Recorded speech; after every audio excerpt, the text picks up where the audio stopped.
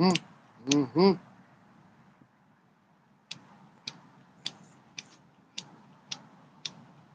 Goddamn. Come on, don't flick out on me now, goddamn. You're fucking up my intro.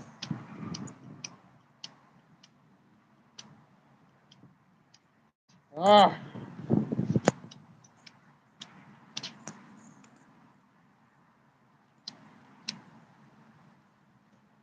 There we go. Now. What up, though? Excuse the snotty nose. It's 40-something degrees outside. And this may be the last day I'm going to record outside because it's getting too cold for this shit. And I see that I could use my Mac to record on the inside. Just going to have to hold my volume a little bit more on the inside. Nonetheless, what up, though, again, man? It's your boy ANT, a.k.a. Ant-Man, back with another Intelligent N-Word show where we talk about shit that piques my interest with a little bit of intelligence. Now, you already know. You already know. Episode 8, and we 8-2. Shit, man. Shit. I love us to go 8-2, but not in that type of fashion. Goddamn, Lions. Let's go. You've been hearing it all the time if you've been watching the news reports. I couldn't go. I couldn't start without smoking this Bears pack, you know what I'm saying? Because the Bears did what the Lions would have done. That's what everybody's been saying. The Bears did yesterday what the Lions would have done. 4 turnovers, 3 picks, and 1 fumble within the first half. And we were still up 10-14. They scored back on us a couple times. And it was really looking kind of jacked up, man. By the end of the third quarter, I was tweeting the moms, even though she don't have a Twitter. I'm like, don't take me to the Thanksgiving game Thursday.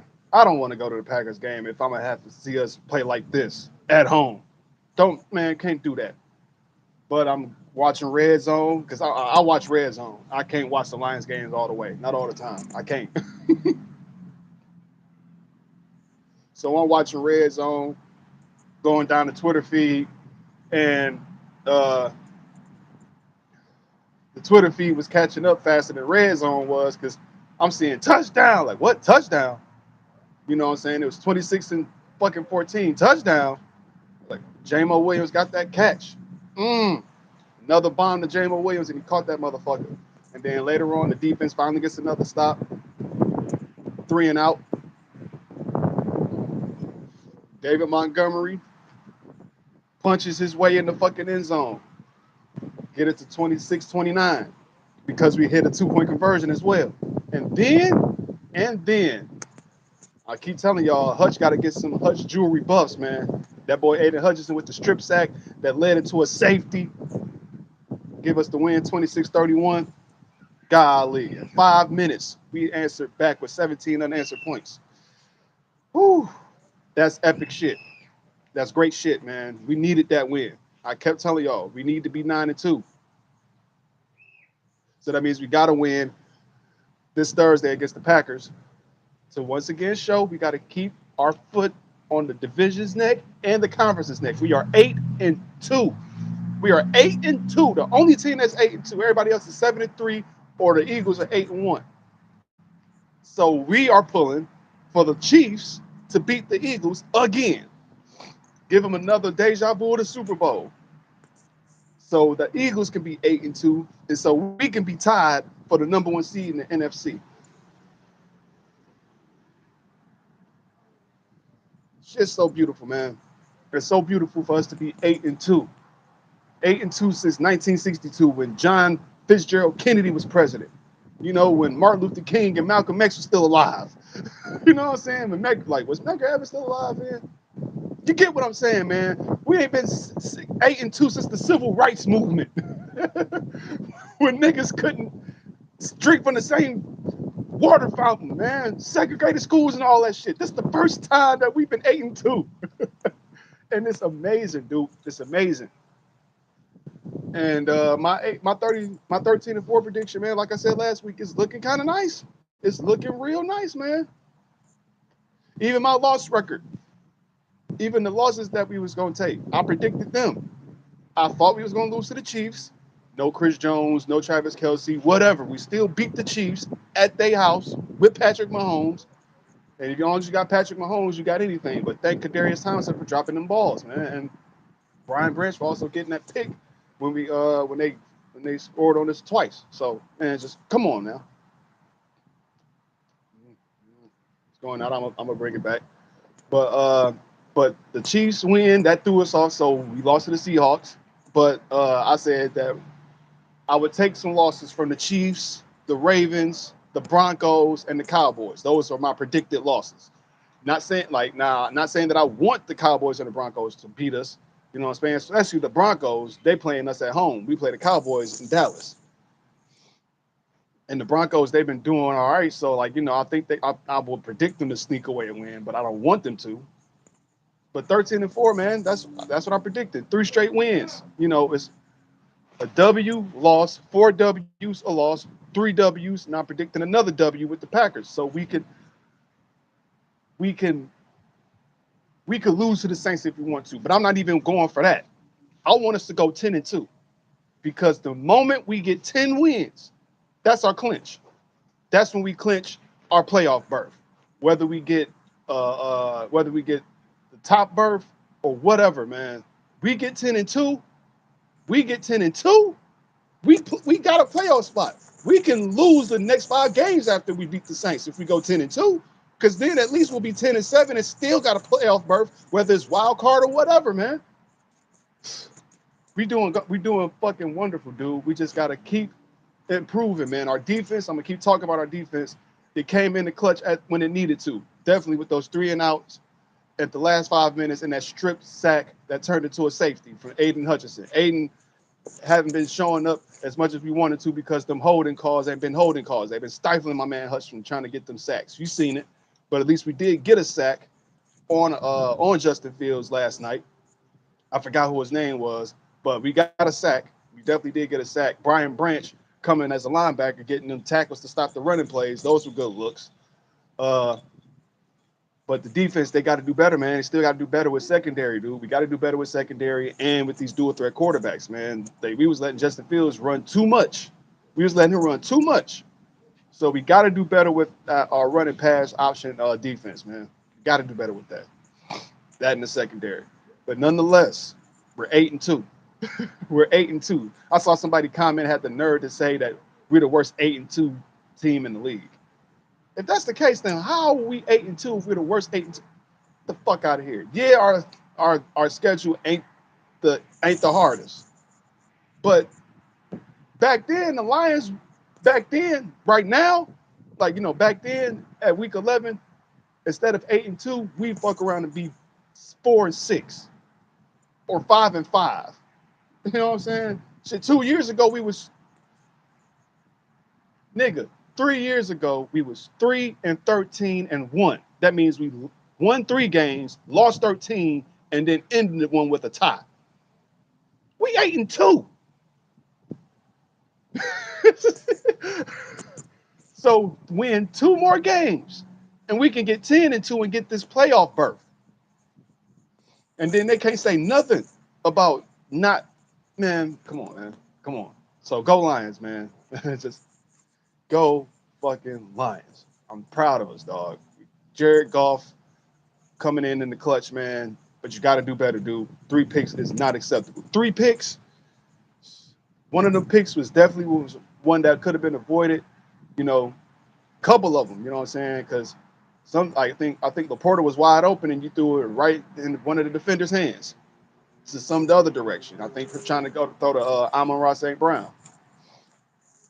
And big ups to Amon Ra for beating his brother Equinemius, you know what I'm saying? Because that's a brotherly rivalry alongside a division rival.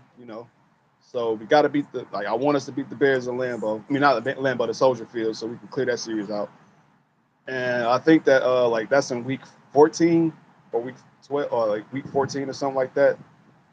And they say that's going to be the last stadium game that we play. Everything else is going to be dome game. So the weather for us should be very likable. You know what I'm saying? So we should just be doing our job for the remainder of the season, man. 7 more games just to prove that we are what we say we are. Brand new Lions. Yeah. All right. Next up, because I ain't want to get like, Thanksgiving, we gonna feast. We gonna feast. We gotta eat. And what better way to eat than to feast on the Packers? Keep our foot on the division's neck. We're 2-0 against the division, 3-0 against the AFC West, 3-0 against the NFC South. The only teams that we lose to are the second place teams that's outside the scheduled division. The Seahawks and the Ravens. We can't lose to the Cowboys. We can't. We can't lose to the other second place teams. We can't. Especially if they're not first place right now. We're first place in the NFC North. The Cowboys, we know they're second place under the Eagles. And the Seahawks, I think they're number one in the AFC West. Because what, you got the Cardinals? No, no, no, no, no. They not, because the Niners are. Niners number one. So, no. We could have beat the Seahawks. We should be 9-1, to be honest with you. But nonetheless, 8-2, wonderful. But we got to feast so we can be 9-2 by Friday. Now, next subject. This subject came to mind as later on throughout the week when I saw more comments about. I'll watch It Is What It Is, man. It is what it is. It's now like undisputedly my favorite, no pun intended, because they was talking about the motherfuckers. They're my favorite sports show ever. Cam and Mace talking sports, mainly football and basketball, with OJ and Maurice Claret, having other special guest stars. Last week they had Wallow and Gilly, Jack Harlow. For the last couple weeks, for 2 straight weeks, we've been pleasured by having Keisha Smith, aka I Am Kiss Major on OnlyFans, and she's been showing up consecutively 2 weeks straight. The first one was on Check Out the Stat when Stat Baby interviewed her for her arguing with her husband, former NBA player, first round draft pick, 1995, Joe Smith, for him knowing about her OnlyFans from somebody else. So she's been getting a lot of attention. Both of them have, her in a certain way, but him in the bad way. So Stat interviewed her. Cam was part of the interview, and he was basically kicking his ribs to her via satellite, talking that shit. Found out she was a masseuse, got her own little company.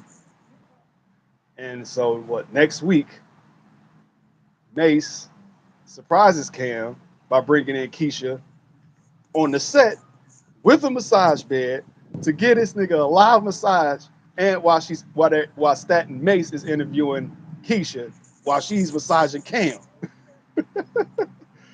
So that surfaced up on Twitter and shit, and even Stephen A. talked about the shit. People feeling bad for Joe, people ain't feeling bad for Joe, saying that she was an adult star, man, you should have known she's a hoe, this, that, and the other, and all this type of shit. And it really kind of pisses me off, you know what I'm saying? Because am I a feminist? I don't know.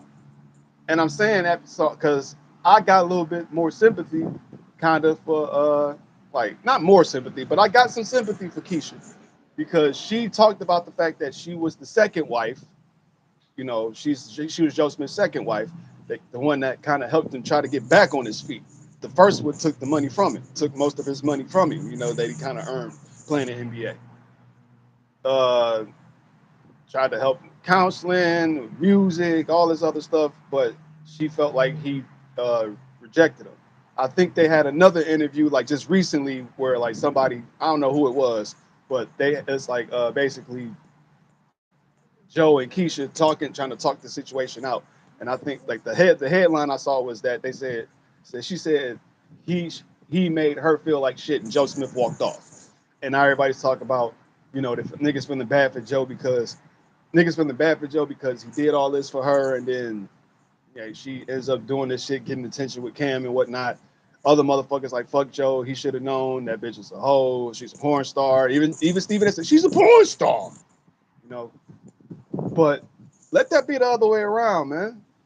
You know what I'm saying? Let it have been, Joe Smith. Like I ain't like not even the OnlyFans type of situation, but you know, the cheating shit. Face definitely. I love Ab-Soul, one of my favorite rappers. His best album is yet to come. His best album is always gonna be his next album. I love Herbert. I love Do It Without Wilt. I love These Days. I love Long Term Mentality. But Control System was the shit. And one of them songs on there was called Double Standards. Third verse is one of the most impactful verses to me in hip hop. Basically, the first two verses, but the first verse is talking about, how a dude, he's with his homeboys. He in a relationship, but he with his homeboys, and his homeboys tell him he a lame because nigga, you got a girl, but fuck all that. You all doing all this kissy shit, nigga, be a real nigga. So he gets with another chick who's one of his like his girlfriend's friends, and he hesitated at it at first. Flip side, the girl that he's cheating with, she was jealous of the relationship because every dude that want to talk to her wants to screw her. So she finally finds somebody that kind of feels like maybe a relationship, and they do it. Despite the hesitation from Homeboy. The third verse goes, the moral of the story is, damn, I ain't, God damn it, I hope y'all been hearing me this whole time. I really do. I hope y'all been hearing me this whole time because I'll be mad if y'all ain't hearing me because I had the microphone headpiece further from me. But the moral of the story is, she a hoe, he a pimp. You know what I'm saying? And even the other part, stronger than that. To my niggas, having bitches is what you just do. To the bitches, having niggas is what a slut do. Tired of, I'm like, and the hook goes, I'm tired of living by this double standard. You know what I'm saying? This is like, it's retarded to me, man. Because of a man's nature, you're supposed to fuck other women. And because a woman's supposed to be because the woman has the pussy, she's supposed to lay there and take it for one nude and dude, and if she don't, if as soon as she cheats on a nigga, she's a slut. You know what I mean? It's a lot of man whores out here, dude. A lot of them. It's a lot of them, man. And some dudes just don't want to admit that. But even if you do admit it, it doesn't it doesn't throw no shade on you because you're supposed to be the player. You know what I'm saying? Once again, we're going back to that subject. Where's the love at? I'm supposed to be the pimp. I'm supposed to be the player. You know what I'm saying? But the biggest player is a chick because the chick, she's the one that's hunting for these type of niggas, as the phrase supposed to go. You know what I'm saying? So in this perspective, I guess y'all make it seem like Keisha looking for a lick, when in actuality she said with Cam and Mace that she does want to try to work it out. I want to have a good relationship with Joe more than I would want to have all the money in the world, because money ain't gonna make you happy. Now, is that the right thing to say to some of y'all, or is that is that the typical thing to say, or are you just saying that to a people? Like, that's up to y'all. Or but at the end, it's not, because it's not y'all lives. But y'all can't put this. Y'all can't put the same, like, don't judge other people's life because of your outcomes. You know what I'm saying? All these women that say niggas ain't shit, like Cat Williams say, maybe the niggas you fuck with ain't shit. You know what I'm saying? Stop giving your pussy away, and you'll find out that there's some niggas that might give a fuck about you for real, other than just trying to fuck you. And a dude, for niggas, just because you got a certain status and money, you know what I'm saying? You got to know who you fucking with, and at the same time, when you do fuck with who you fuck with, don't worry about giving a fuck about who thinks about it. That goes for both genders, but mainly men, though. You know what I'm saying? Men get pressured by their friends to break out of the monotony of having a steady life What Common say on Faithful? He had a good gig, a wife, a kid, a decent home. But for one reason or another, couldn't find peace at home. You know what I'm saying? Like, I swear, bro, like, I couldn't be that dude, man. Because I don't want to be looked at as a neglected motherfucker, as a neglectful boyfriend.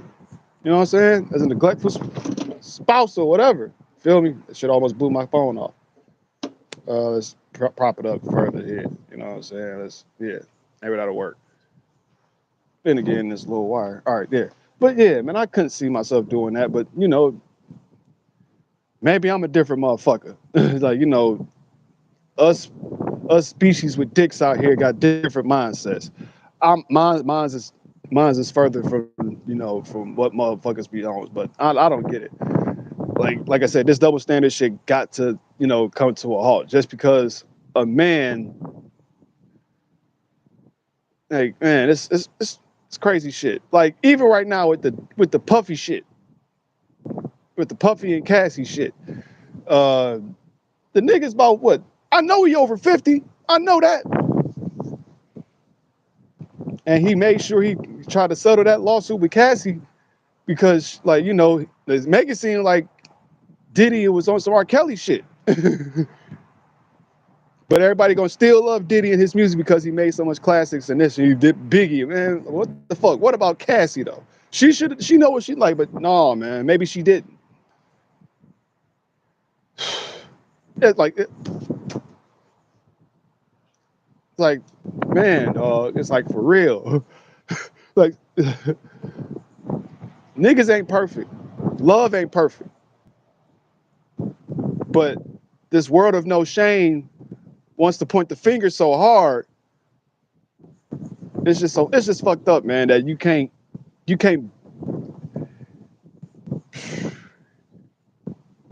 like, the world is being monitorized. It's being monitored. My fault. Yeah, the world is being monitored by the world because it's supposed to be perfect. It ain't supposed to be perfect, man. Like, so it's like I'm just like at a loss for words sometimes when these come to these shits. Like, why is human nature this way? To where, you know, you gotta be this type of dude, or you gotta be this type of, or this gotta be this type of woman. It stifles me, dog. It really does. So, like, you know, just this double standard of how men and women are supposed to act, especially in the black community, is real fucked up, bro. It's real fucked up.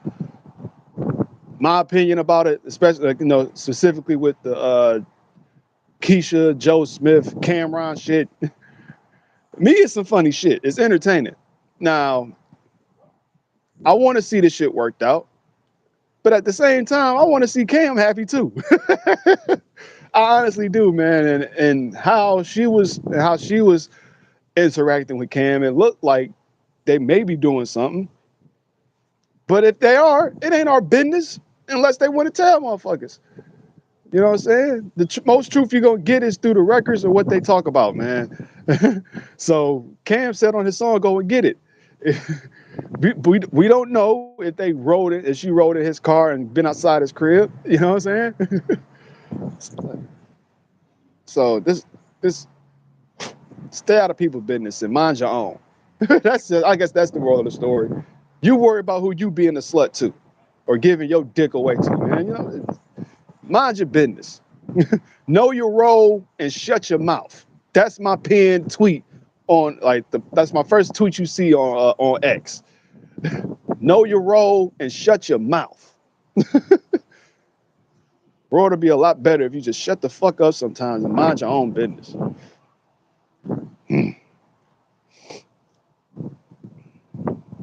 That can get on to the next subject. Hold on a minute.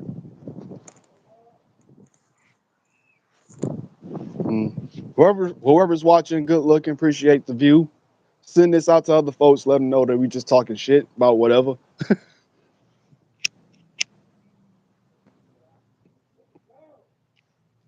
Smoking his Bears back. Next subject that's on mind is nostalgia in hip hop. And is it hypocritical? Just recently, a couple days ago, Three Stacks released a full-length EP, LP, project, whatever you want to call it. But it's not what you think it is. It's a flute album. Long ass, crazy fucking titles. I seen them all. And the first one, I think is called I Really Literally Wanted to Make a Rap Album, but this is literally how the way the wind blew me. I didn't watch this interview, not all of it, but I saw pieces, especially the one where he talked about the fact that, as a 48-year-old, he don't know if there's anything for him to rap about that'll appease the people.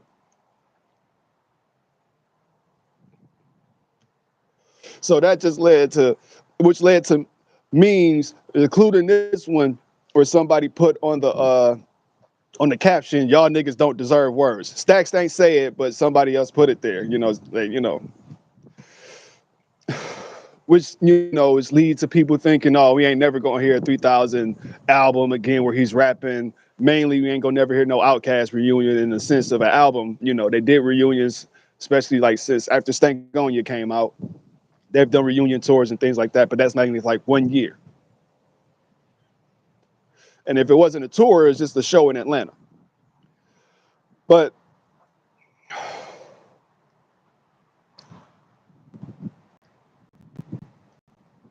a lot of people just want this microwave music shit. That's just my opinion. So the impatience on people is just really jacked up. Real jacked up. Because he's thinking about, think about this. Kendrick Lamar's Mr. Morale and the Steppers. Great album. Great album. But people criticize it and saying that this is not, this ain't the type of shit you're going to play when you on your way to work or, getting ready to go to a party or go to the club. This ain't club music. Same thing with Jay-Z's 444. So he kind of saw that shit. Now, despite the fact that Nas, he's made a great, incredible run with Hit Boy, like 6, 7 straight albums of nothing but cold, pure hits and super dope lyrics. Those songs ain't really hitting the radio. Even when he collaborated with 21 Savage with One Mic, One Gun, that didn't hit the radio. It got a lot of streams, got a lot of plays, but didn't hit the radio. You know what I'm saying?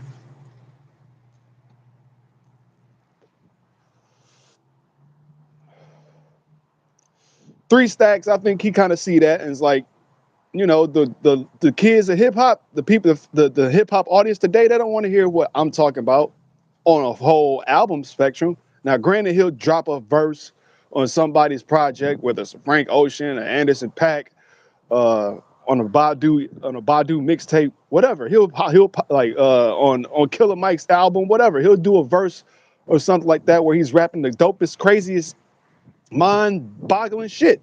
But he'll say he won't release an album because at 48 he don't know what's this to rap about for the audience to listen to. And I say that just comes with the fact that he knows he's a weird dude, and he knows that the audience don't want to hear that weird shit for a whole time. His mind, we don't want to hear that bullshit, Sharif. But to a lot of us, it's like we do want to hear that shit. We want to know what has been on the mind of Andre Benjamin. But then I also do believe that if he did decide to come out with some dope shit or to come out with a rap album, people would criticize the fuck out of it. Like he said on Sorry with T.I., another guest appearance. He's like, the nigga is doing the best he could, and all some internet fool could say is that it's boring. So yeah. Jay-Z, 444. 50 Cent said that was golf music. So if you're saying that about Jay-Z and him rapping on a more introspective level instead of rapping about bitches, switches, and hoes and clothes and weed, you know what I'm saying? 100,000 quote. But instead of rapping about the normal, materialistic shit that hip hop is famous for, you rapping more elevated shit. Kendrick Lamar is rapping about therapy, but it's not getting no plays like For All My Dogs, Scary Hours edition, You know what I'm saying? J. Cole and Drake is getting hella streams right now because they got 2 records together on the same album.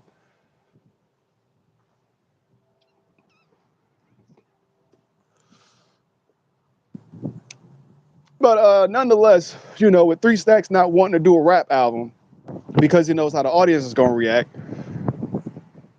I feel like nostalgia to a certain degree in hip hop is hypocritical because like I'll give you a little I can't think of so many other groups but some or most old school of acts. You know what I'm saying? At this day and age, 2000s and 90s hip hop is old school now. You know what I'm saying? And it's so many, it's so few of 90s and 2000s rappers that's out right now making relevant shit.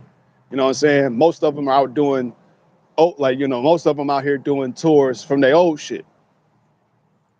You know what I'm saying? Right now, I think the only rapper that's out that came out in the 2000s or 90s that's still banging on the radio now, besides Eminem, maybe is Wayne, is Lil Wayne. And he 42, 43, I think.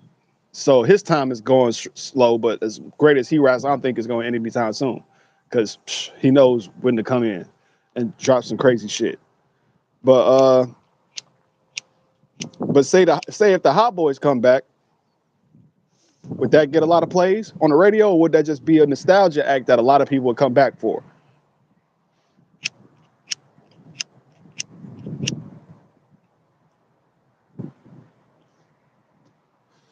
That some people would end up complaining about saying Manny Fresh's beats aren't the same, or the continuity don't sound as good as it used to be. You know what I'm saying? If the Hot Boys all came back, if Turk decided to say, fuck it, I'm going to reconcile with Baby and we're going to do this Hot Boy shit all over again. You get Turk, Wayne, Jeezy, and Juvie.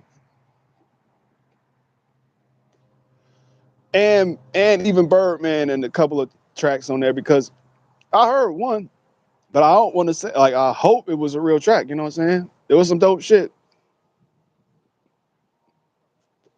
And even when I heard it, I was like, it sounds nostalgic. But would it sound the same as everybody would want it to be? Is it going to sound like, I need a hot girl, or we on fire? You know what I'm saying? Is it going to sound like that old shit from back in the 99 and 2000? Or is people going to be tripping over it saying that this don't sound the same? Trial Called Quest, when they came out with their last album, We Got It From Here, Thank You For Your Service, that came out after Phife died. Half of it was recorded when he was alive, and the rest of it was recorded when he passed. It instantly jumped up to the top 3, top 4 favorite albums from them because it still it wasn't trying to sound old. It had brand new elements and effects that Q-Tip adapted on too. You know what I'm saying? It definitely showed why he was one of the fathers of this sampling shit. One of the forefathers of heavily jazz and eclectic music samples.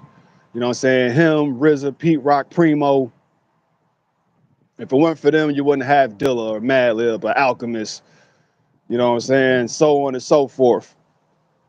You know what I'm saying? Havoc and I'll even put Havoc in Prodigy because they're both producers. Rest in peace to Prodigy.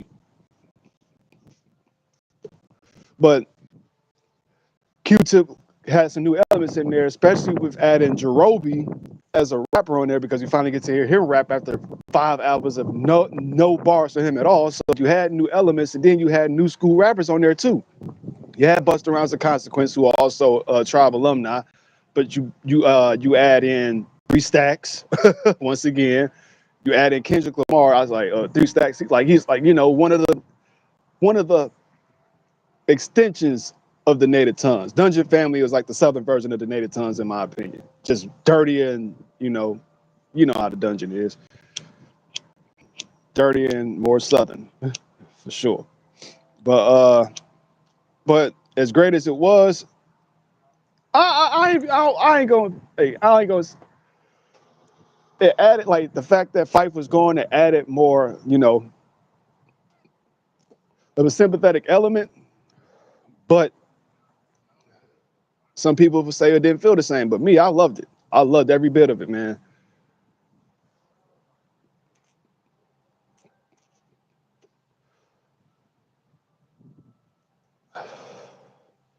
Melatonin, that shit reminds me of something that the Neptunes would have done. Uh,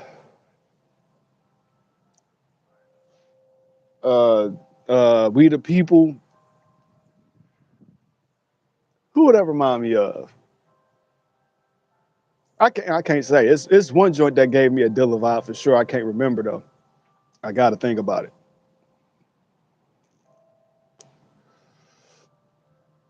But it's like, yeah, we gotta let shit be what it is, man. Stack's gonna make his numbers with that flute music because a lot of people, like some people, gonna make fun of it, mock it, or like I saw somebody, banging their head to, and that ain't that type of shit. But he finally wanted to release.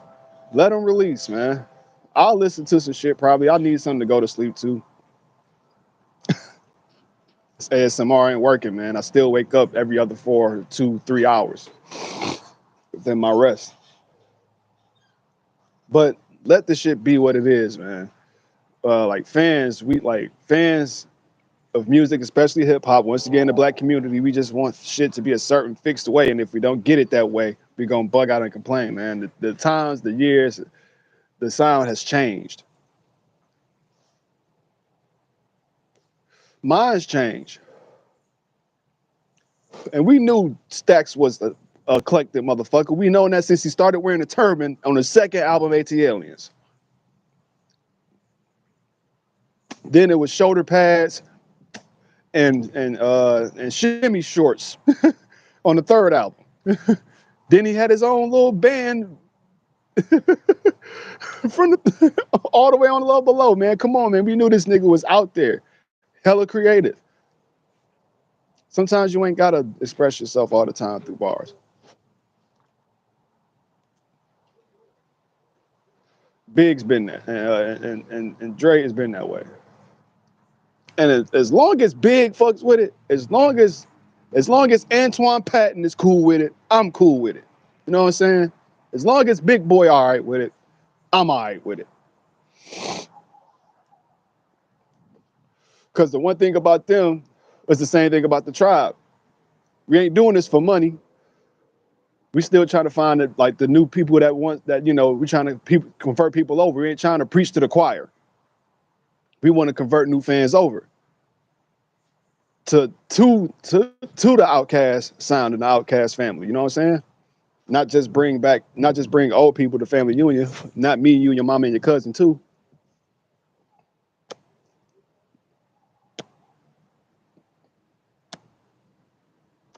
We done already took care of the old school players. Now we just got to get the new school fools to make sure that cats can keep it jumping like kangaroos. But until then, stay cool, Earthlings. Stay cool. That's my subject on that, man. Last one. Survivor Series is 5 days away. Monday Night Raw is gonna be on a couple hours, so we're gonna find out what's Drew McIntyre's involvement with the Judgment Day. Is he in it, or is he just trying to be involved because it's war and he wants that title from Seth Rollins?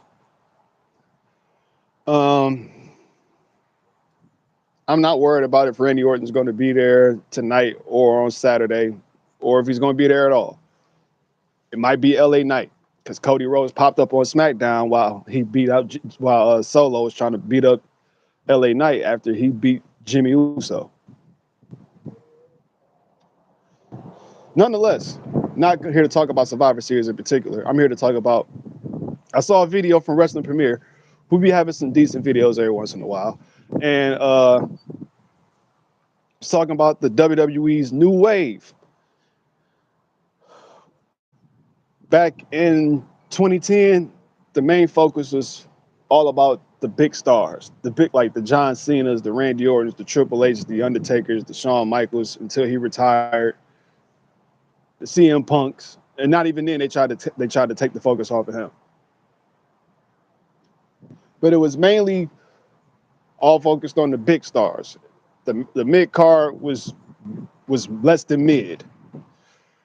And the Divas division was not that great either. You know what I'm saying? It's damn near parity. But since 2019, 2018, it's been working on getting better and better. The tag team division has been getting slightly better, slightly. But the main thing is, it's the target, like, you got room for superstars to get more, this new wave of superstars is starting to almost turn into, they're trying to compare it to the 2008 era where you had you had top stars and you had top mid card stars and even top women stars. You got the new wave, like mid card, for instance. You got Chad Gable and Otis as part of the Alpha Academy.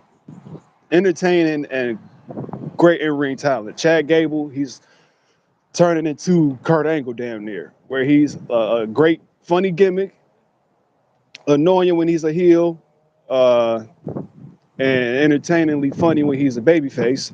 But when it comes to the ring, he's one of the most gifted mat wrestlers on the roster. Imperium, mainly Ludwig Kaiser. How they've been getting him these wins, like, dude, they're making him look decent.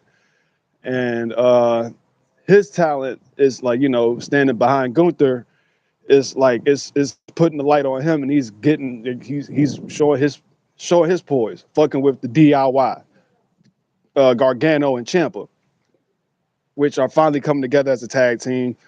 And Gargano, he's been on the roster a little bit longer on the main roster than Ciampa, but now Ciampa, he's starting to get his stride. Like I said, they're reuniting as a tag team. So the NXT super tag team that was hot back in those days in 2016 and 17 and 18 until they split up and got those rivalry fights going on.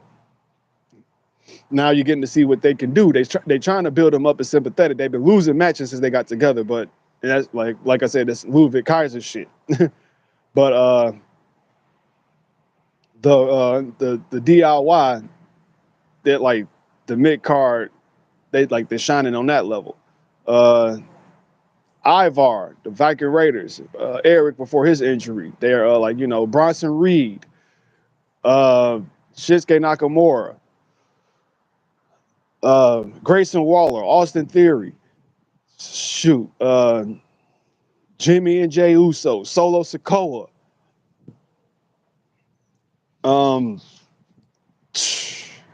LA Knight, Cody. This the roster has been so packed, and all of them are starting to shine. And it's not like the attitude there was like we trying to take the spot for somebody else, but they trying to show that we got the talent to carry the crowd over. To you know what I'm saying? Everybody's getting a rightful shine. The storylines that's been broken through, I've forgotten how I forget Sami Zayn and Kevin Owens. They've been the MVPs of last year, of the last 2 years. Definitely Sami Zayn, but because of that, you got so many people that could be contenders for world championships. You know what I'm saying? Whether it's Romans or Seth Rollins, you got so many guys right now. It's not just one person that's going back and forth every other 2 months or something. You know what I'm saying? You know what I'm saying? Or just contenders that don't look like they're ready to be contenders. You know what I'm saying? You got guys that look believable. That you're Sami Zayn could be the next champion. Jey Uso could be the next champion. Gunther, he could be the next champion. He's definitely right up there at the top of the list of being the next world heavyweight champion, in my opinion. Drew McIntyre, Damian Priest, Finn Balor, everybody that's on, even Dominic, everybody is showing their time in the spotlight, and it's wonderful. That's why I was giving Triple H his props, because he's given everybody this opportunity, and once you get that opportunity and show that, let me flip the switch on my own, give me the little bit of power and a little bit of freedom to be creative on my own, and you're gonna see what I can do. And right now it's showing evident that a lot of these guys are ready to like, you know, who's gonna be next. You know what I'm saying? Who's next to really be that next superstar? You know, Seth Rollins and Roman Reigns, they've been in the WWE for 11 years now. By Survivor Series, it'll be 12 years. So, you see Roman Reigns, being part-time now, so his time may be up a little bit soon after he loses the Undisputed Championship. Undisputed WWE Universal Championship.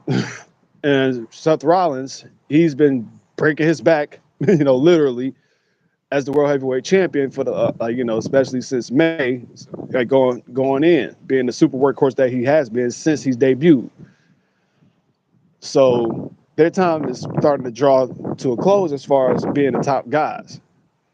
I'm not saying that they're going to be done like next year, but specifically, especially Seth Rollins, he's going to be here for a minute. He may need some time off, but it's time to see who's going to step up, who's going to be those next guys to carry the company and get these billions and billions of dollars. You know what I'm saying? Lined in Nick Khan and Triple H's pockets. You know what I'm saying? Vince, he's still the chairman, but he's silent back there, so he's still gaining all these billions, but he ain't in power no more. Not in certain power where you see bad productivity. This is a whole new WWE because you see that everybody is getting a just due. So this new wave of talent is going to keep getting better and better as long as it stays within the best creative direction possible. So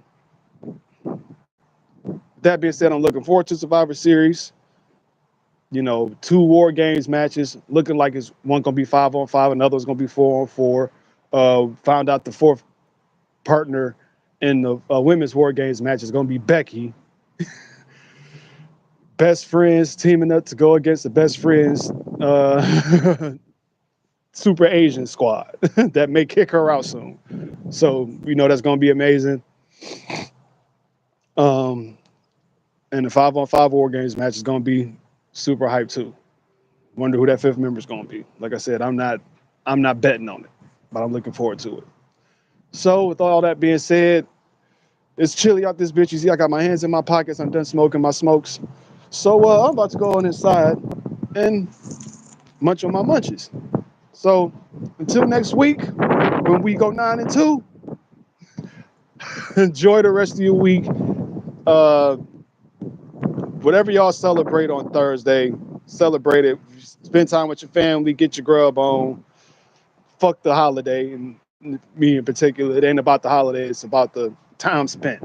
So, because I used to have solitude holidays myself, stay in the house, say fuck Thanksgiving dinner, all that shit.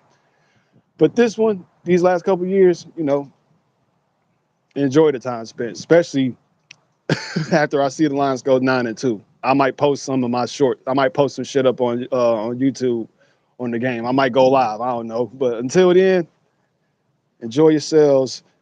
Have a great week. And I'm about this bitch like newborn puppies. You dig?